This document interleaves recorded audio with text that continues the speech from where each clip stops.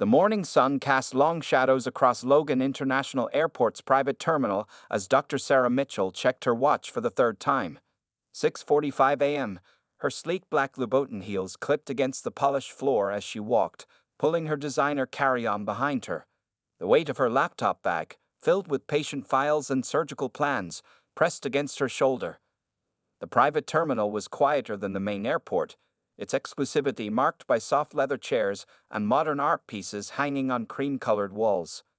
Through the floor-to-ceiling windows, several private jets sat waiting on the tarmac, their metal bodies gleaming in the early morning light.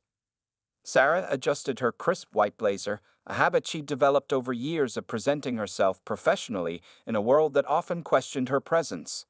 At 42, she carried herself with the confidence of someone who had earned every step of her success.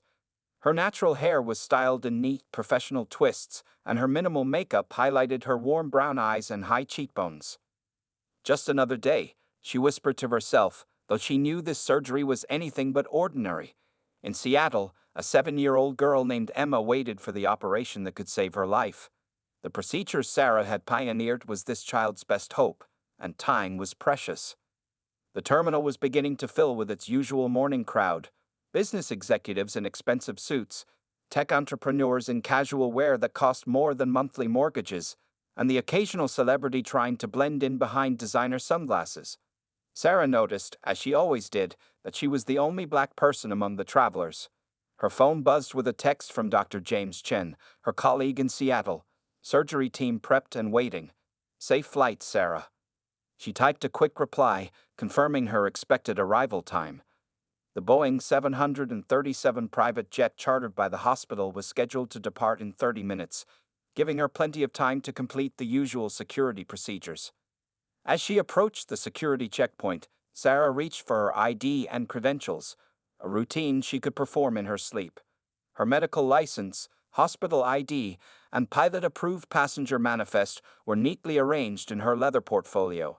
After 15 years as one of the country's top pediatric neurosurgeons, private flights to perform complex surgeries had become part of her regular schedule. The morning light streaming through the windows caught the gold lettering on her hospital ID: Dr. Sarah Mitchell, MD, PhD, Chief of Pediatric Neurosurgery.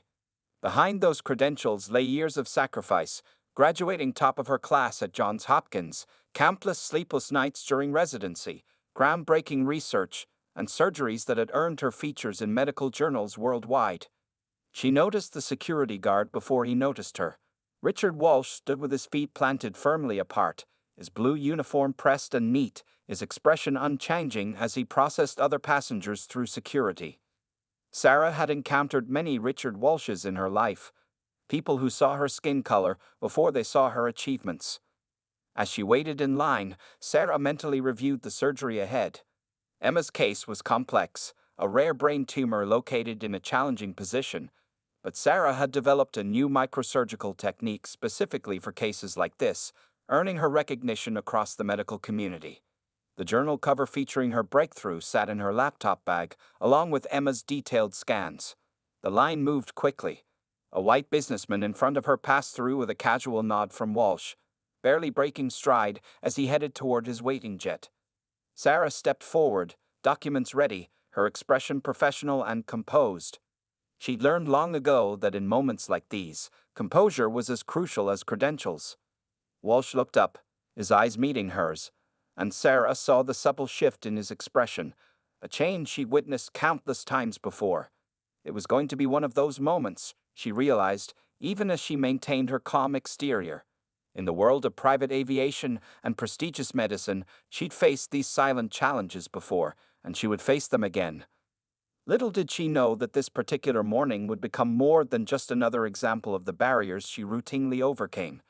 This encounter would spark a conversation that would reach far beyond the walls of Logan International's private terminal. Richard Walsh's expression hardened as he held Dr. Sarah Mitchell's ID in his hands.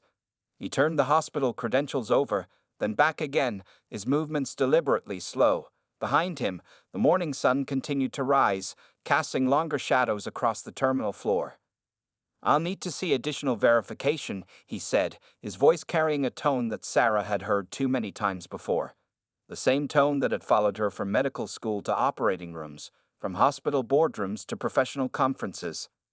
Sarah maintained her professional composure as she opened her leather portfolio. "Of course," she replied, her voice steady. "I have my medical license, hospital appointment letter, and the flight manifest approved by the pilot." She laid each document carefully on the counter between them. A young white couple passed through the security checkpoint next to them. Walsh barely glanced at their papers before waving them through with a friendly nod. Sarah noticed but kept her expression neutral, even as she felt the familiar weight of unequal treatment settling on her shoulders. "These could be anybody's documents," Walsh said, not even looking at the additional credentials she provided. He picked up his phone. "I'll need to make some calls to verify this." The large clock on the terminal wall showed 7:05 a.m. Sarah's flight was scheduled to depart at 7:30 a.m. In Seattle, a surgical team was preparing, and little Emma's family was counting down the minutes. She took a deep breath, remembering the girl's brave smile during their video consultation. "Mr. Walsh," Sarah said calmly, "I have a critical surgery scheduled in Seattle. The hospital has chartered this flight specifically for this procedure. You can call the pilot, Captain Reynolds. He has all my clear documentation." Walsh ignored her suggestion. Instead, he dialed a different number, turning slightly away from the counter. "Yes, I need to verify a passenger," he began, his eyes still fixed suspiciously on Sarah. "Claims to be a doctor." The word claims hung in the air between them. Sarah felt her phone buzz again, probably Dr. Chen checking on her status. She couldn't reach for it, though. Years of experience had taught her that any sudden movements in situations like these could be misinterpreted. Other passengers were starting to notice the scene. A businessman in an expensive suit slowed his walk, frowning at the developing situation. Two flight attendants at a nearby counter whispered to each other, their concerned glances darting between Sarah and Walsh. Sarah stood perfectly still, her mind traveling back to similar moments. The time a patient's family had demanded to see her credentials, not believing a black woman could be their child's surgeon. The conference where she was repeatedly mistaken for cleaning staff despite wearing a presenter's badge.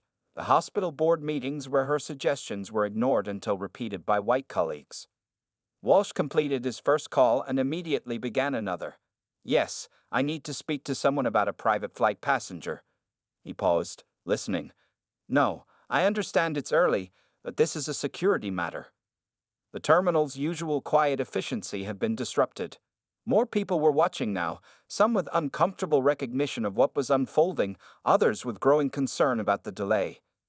Sarah could feel their eyes on her, some sympathetic, others curious, a few deliberately looking away. Her phone buzzed again. Emma's surgery was scheduled for early afternoon. Every minute of delay here meant less preparation time in Seattle. The surgical plan was complex, requiring perfect timing and preparation. Sarah had spent weeks planning each step, coordinating with the Seattle team, ensuring everything would be perfect for the groundbreaking procedure. "Mr. Walsh," she tried again, her voice remaining professional despite the growing tension. "Perhaps we could call Captain Reynolds directly. He's expecting me on his flight." Walsh held up his hand to silence her, continuing his phone conversation. "Yes, I'm holding for verification." He shuffled papers on his desk, deliberately avoiding eye contact. "No, I can't accept these documents at face value. I need to be thorough." The irony wasn't lost on Sarah. How her surgical patients trusted her with their lives, while this man wouldn't trust her with her own identity. Behind her, the line of passengers had grown, their murmurs of discontent adding to the mounting tension in the air. The minutes ticked by with painful slowness. Sarah's phone had buzzed 4 more times, but Walsh's raised eyebrow at any movement kept her from checking the messages. The morning sun now streamed fully through the terminal windows, warming her back as she stood, still waiting. "I'm sorry, but I still need additional verification," Walsh announced after ending his third phone call. His voice carried a note of satisfaction that made Sarah's stomach tighten. "These kinds of credentials can be," he paused, choosing his words carefully, "questionable." A young flight attendant named Jessica, who had been watching the scene unfold, stepped closer to her counter. She had seen Dr. Mitchell pass through the terminal before, had even served her on previous flights. The discomfort on her face was clear as she listened to Walsh's continued questioning. "Sir," Sarah tried again, her voice steady despite the growing pressure in her chest. I have performed surgeries in 12 different states this year alone. I've passed through this very terminal 6 times in the past 3 months. She gestured to her carry-on. I have medical journals with my published research. Please keep your hands where I can see them, Walsh interrupted, his hand moving slightly toward his side. The implied threat wasn't subtle. The terminal had grown quieter now. The usual morning bustle had been replaced by an uncomfortable tension. Several passengers had stopped pretending not to watch. A man in a business suit had taken out his phone and was quietly recording the scene. Sarah's mind raced to Emma, the 7-year-old waiting in Seattle. She thought of the girl's parents, probably already at the hospital, counting on her arrival. The surgery wasn't just another procedure. It was a chance to prove her new technique could save lives previously considered unsavable. Dr. Chen's latest message finally appeared on her phone screen. Team getting concerned. Everything okay? She couldn't even respond to tell him she was being blocked by a prejudiced security guard who refused to believe she was a doctor. The terminal manager, Mrs. Linda Torres, was making her way through the growing crowd. Her heels clicked against the floor as she approached, her face showing growing concern at the cluster of people gathered around the security checkpoint. Is there a problem here? Mrs. Torres asked, her eyes moving between Walsh and Sarah. Before Walsh could respond, a voice called out from the back of the crowd. That's Dr. Mitchell. A woman stepped forward, one of Sarah's former patients' mothers. She saved my daughter's life last year at Boston Children's. She's one of the top surgeons in the country. Walsh's face reddened slightly, but he stood his ground. I need to follow proper security protocols. I've seen her too. Jessica, the flight attendant, finally spoke up. Dr. Mitchell flies through here regularly for surgeries. I've served on her flights before. The crowd had grown larger. More phones were out now, recording. Sarah remained still, her expression composed even as her heart raced. She learned long ago that showing any emotion in these situations would only make things worse. Captain Reynolds himself appeared at the terminal entrance, his uniform crisp and his expression concerned. Dr. Mitchell, we're waiting for you. Is everything all right? Walsh's face grew redder. He shuffled papers on his desk, avoiding the captain's questioning look. The mounting evidence of Sarah's identity was becoming harder to ignore, yet he seemed determined to maintain his position. Mrs. Torres stepped closer to the counter, her face showing growing understanding of the situation. She glanced at the ID badges still lying on Walsh's desk, then at the growing crowd of witnesses, and finally at Sarah's composed but tense expression. The air in the terminal felt heavy with unspoken words. Everyone present understood exactly what they were witnessing. Not a security check, but a moment of naked prejudice playing out in broad daylight. Sarah checked the time again. 7:20 a.m. 10 minutes until her scheduled departure. In Seattle, a child's life hung in the balance, waiting for a surgery that only she could perform. The weight of that responsibility pressed against her chest, mixing with the familiar burden of having to prove herself yet again. As Sarah stood at the security checkpoint, her mind drifted back 20 years to her first day as a medical student at Johns Hopkins. She had walked into the lecture hall wearing her freshly pressed white coat, full of dreams and determination. An older professor had stopped her at the door, assuming she was lost, and directed her to the nursing program down the hall. The memory shifted to her residency years. One night, while she was the lead surgeon in an emergency operation, a patient's family had burst into the preparation area. "We want a real doctor," they had demanded, not believing the black woman in surgical scrubs could be qualified to save their father's life.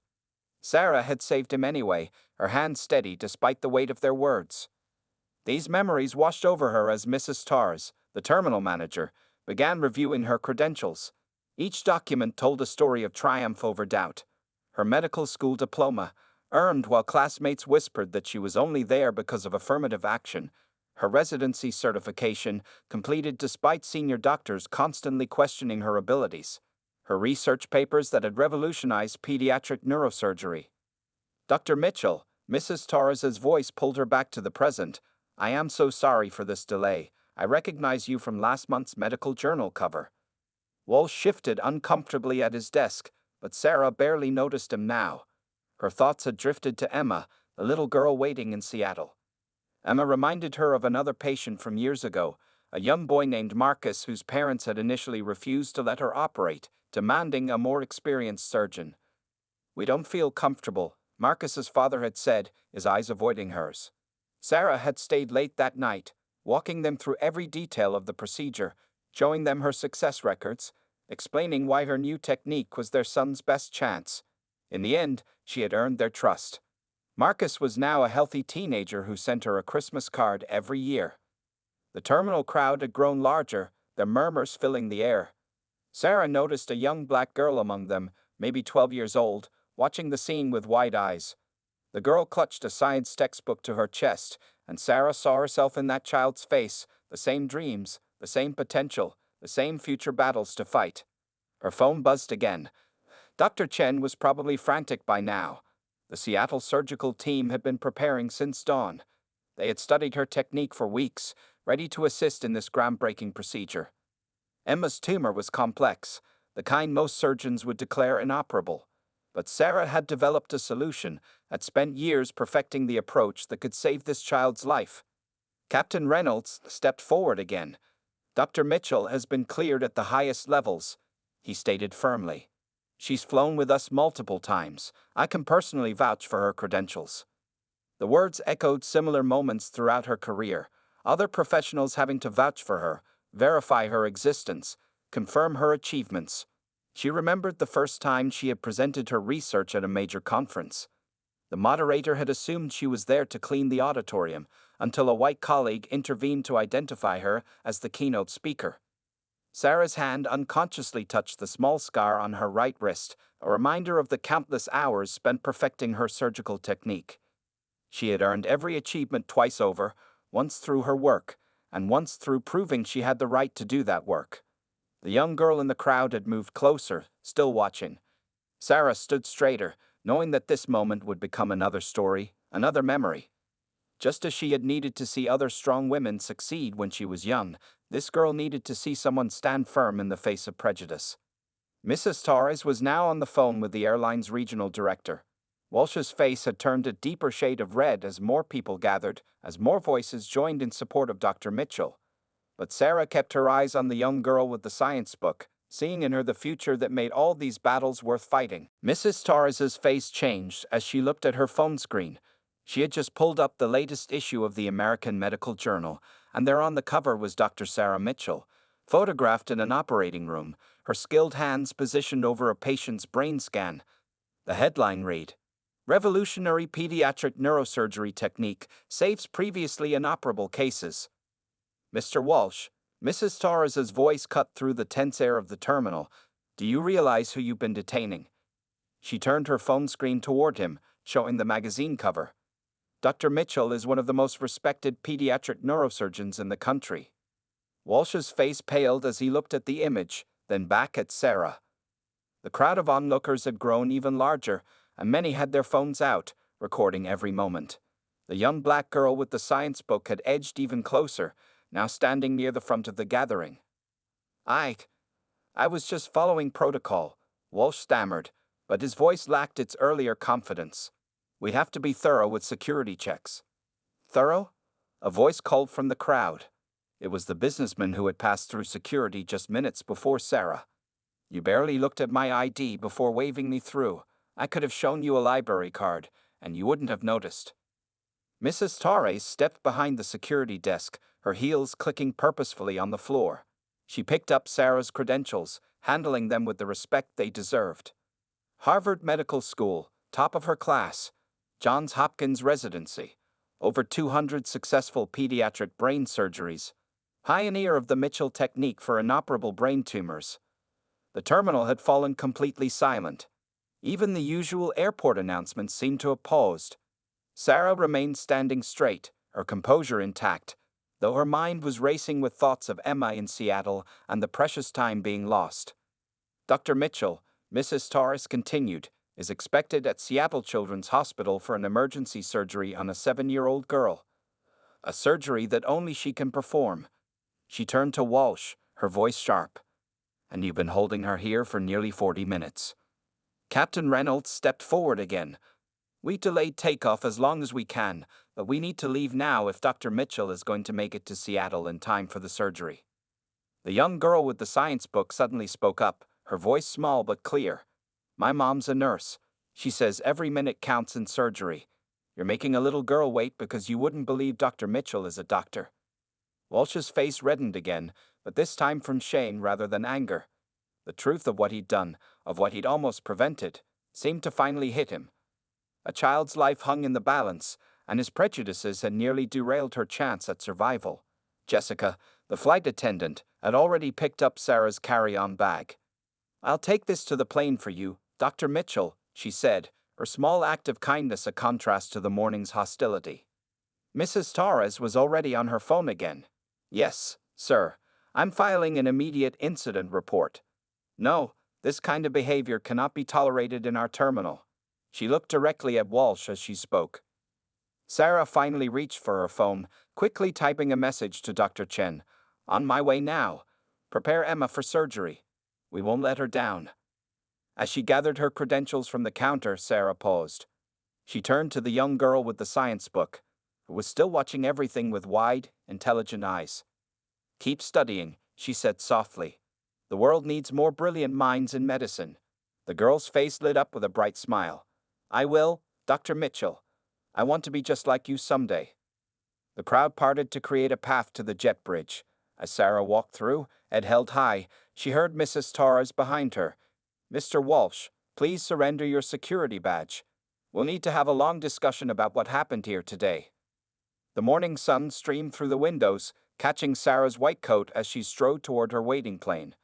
Behind her, a new generation had witnessed both the reality of prejudice and the power of perseverance. As Sarah settled into her seat on the private jet, Captain Reynolds personally came to apologize for the delay. Dr. Mitchell, I just received a call from Seattle Children's Hospital. They're calling you their miracle worker. The chief of surgery told me about what you've done for them. Sarah pulled out her laptop, immediately opening Emma's case files. But around her, the truth of her achievements was finally being shared throughout the terminal, spreading like ripples in a pond. Mrs. Torres, still handling the situation at the security desk, had pulled up Dr. Mitchell's complete profile on her tablet. The terminal staff gathered around as she read aloud from various medical journals and news articles. Dr. Sarah Mitchell, Mrs. Torres's voice carried across the terminal, has performed over 200 successful brain surgeries on children with previously inoperable tumors. Her technique, now known as the Mitchell method, has revolutionized pediatric neurosurgery. The young girl with the science book had borrowed her mother's phone and was looking up Dr. Mitchell's achievements. Her eyes grew wider with each discovery. Mom, look, she exclaimed. Dr. Mitchell saved twins last month in Boston. They said no one else could do it. Jessica, the flight attendant, overheard pilots discussing how Dr. Mitchell had been featured in Time magazine's Most Influential People in Medicine last year. Her innovative surgical technique had changed the way doctors approach complex pediatric brain tumors. She developed the technique after losing a patient, one of the ground crew members shared, reading from his phone. A 5-year-old boy with a tumor other doctors said couldn't be reached. She spent 3 years in research, working on a new approach that could save children like him. In the jet's cabin, Sarah focused on Emma's scans, unaware of the conversation her story had sparked in the terminal.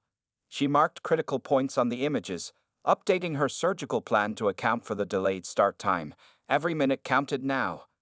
The truth continued to unfold behind her. Medical students at nearby hospitals had caught wind of the incident through social media. They began sharing stories of Dr. Mitchell's lectures and demonstrations, how she made time to mentor young doctors, especially minorities in medicine. She runs a summer program for underprivileged kids interested in medicine, someone read from an article. Takes them into hospitals, shows them what's possible, teaches them to dream bigger. Mrs. Torres discovered more as she dug deeper. Dr. Mitchell had published 32 research papers, each one pushing the boundaries of what was possible in pediatric neurosurgery. She had performed emergency surgeries in 12 countries, never charging families who couldn't afford care. Last year, a nurse from a nearby hospital who had rushed to the terminal shared. She flew to 3 cities in one day to save 3 different children. She didn't sleep for 48 hours, but she saved them all. The young girl was now reading about the Mitchell Foundation, which provided scholarships to minority students pursuing medical careers. She uses her own money to help other people become doctors, she told her mother, clutching her science book tighter. On the plane, Sarah finally checked her messages. Among them was a photo from Emma's parents, their daughter smiling bravely from her hospital bed, holding a hand-drawn picture of a doctor in a white coat. Our hero, the message read. Back in the terminal, Walsh sat in Mrs. Torres's office, his security badge on her desk, listening as she read out Dr. Mitchell's accomplishments. Each achievement highlighted the magnitude of his prejudice, the weight of his mistake. And this surgery today, Mrs. Torres concluded, is a 7-year-old girl named Emma. Without Dr. Mitchell's technique, without her skill, this child has no chance. That's who you tried to stop this morning. As the private jet began taxiing toward the runway, the terminal had become a celebration of what one person could achieve when given the chance. The young girl with the science book watched the plane through the window, her future dream soaring with it. Sarah focused on her surgical plans, unaware that she had just sparked another kind of healing in the hearts and minds of those who had witnessed the morning's events. Behind her, a security guard's prejudice had revealed not just her credentials, but the far-reaching impact of her life's work. The events at Logan International's private terminal spread quickly through social media. Videos of the incident had already gone viral by the time Sarah's plane reached cruising altitude. But in the quiet of the cabin, her mind remained focused on only one thing: Emma's waiting surgery. Mrs. Torres sat at her desk, finishing her incident report. Her phone hadn't stopped ringing since the event.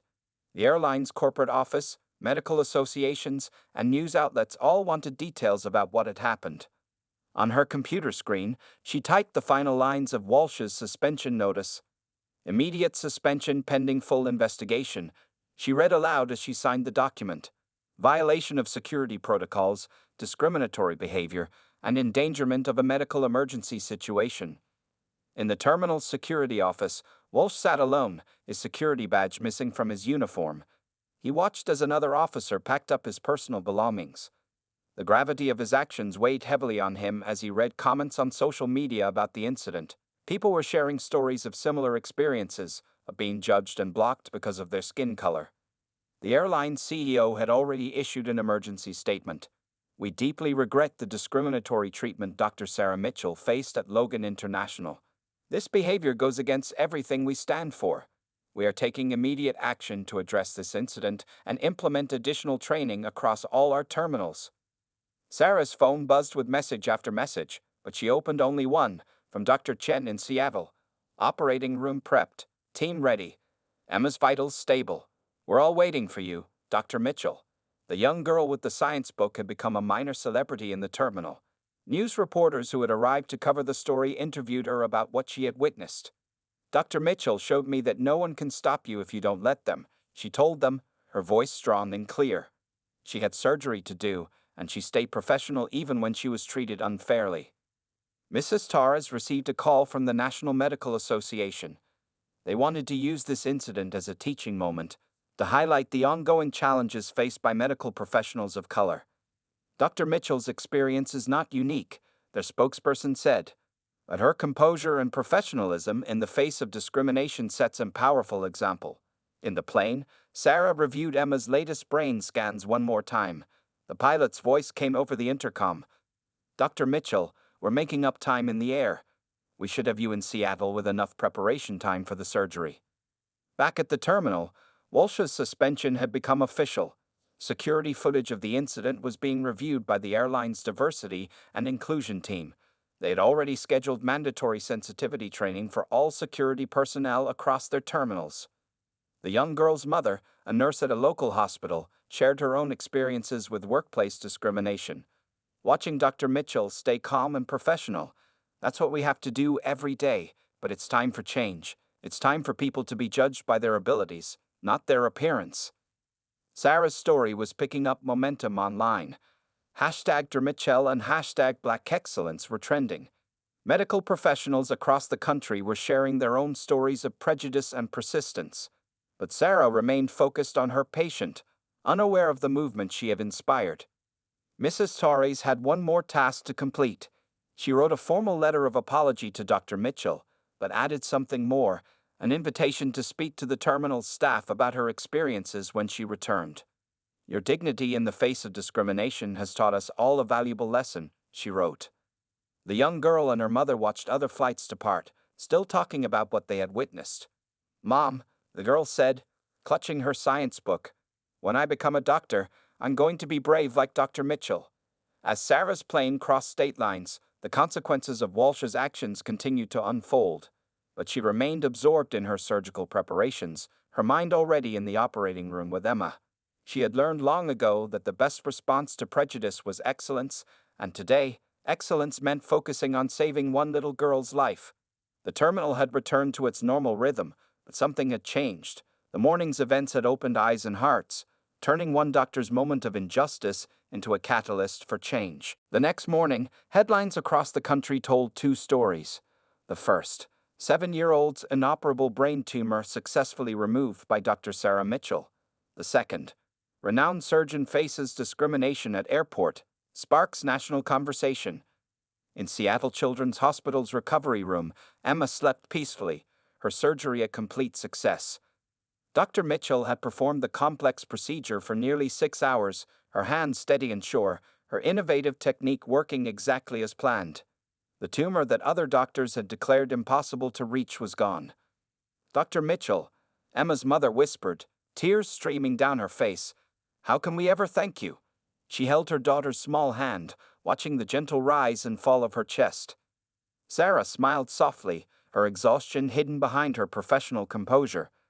"Emma did all the hard work," she replied. "She's the real hero here." She didn't mention the morning's delay, the struggle to reach this moment. For her, the only victory that mattered was the one in front of her, a child who would now have a future. Back in Boston, the young girl with the science book had made the local news. "I want to study medicine because of Dr. Mitchell," she told reporters, her face bright with determination. "She showed me that nothing can stop you if you're good at what you do." The airline had announced major changes to their security protocols. Mrs. Torres's report had sparked a nationwide review of airport security practices. "We must ensure that medical professionals responding to emergencies face no unnecessary barriers," the airline statement read. "Discrimination has no place in our terminals." Social media continued to buzz with the story. Hashtag #DrMitchell Effect was trending, with thousands sharing their own experiences of breaking barriers in their professions. Medical schools reported an uptick in inquiries from minority students, inspired by Sarah's story of perseverance. Walsh had begun attending mandatory sensitivity training. The videos of his actions had forced him to confront his own biases. "I almost prevented a child from receiving life-saving surgery because of my prejudice," he admitted during a session.